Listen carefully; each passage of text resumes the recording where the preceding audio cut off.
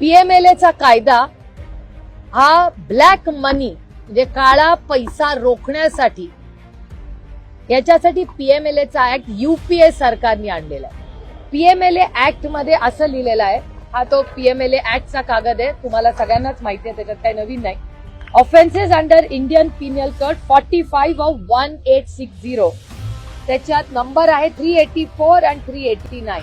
Offences relating to extortion जे हा पीएमएलएचा schedule आहे त्याच्यामध्ये एक्स्टॉर्शन हे पीएमएलए मध्ये येतं.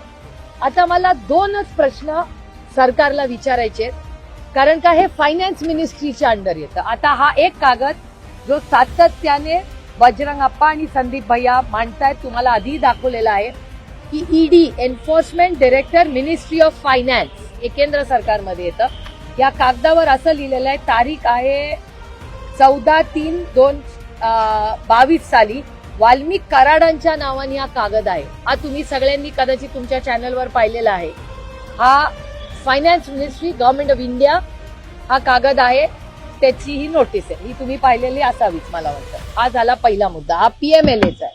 आता पीएमएलएची अनेक उदाहरणं महाराष्ट्रात झालेली आहेत आणि हा एक्स्टॉर्शन त्याच्यात येतं आणि आज वाल्मिक कराड हे एक्स्टॉर्शन मध्ये आज आहे. त्याच्यामुळे माझा एकच सोपा सरळ प्रश्न सरकारला आहे, महाराष्ट्र आणि केंद्र सरकारला, की वाल्मिक कराड जर एक्स्टॉर्शन अंडर त्यांची अरेस्ट झालेली आहे तर ईडी आणि पीएमएलए हे का लावले गेले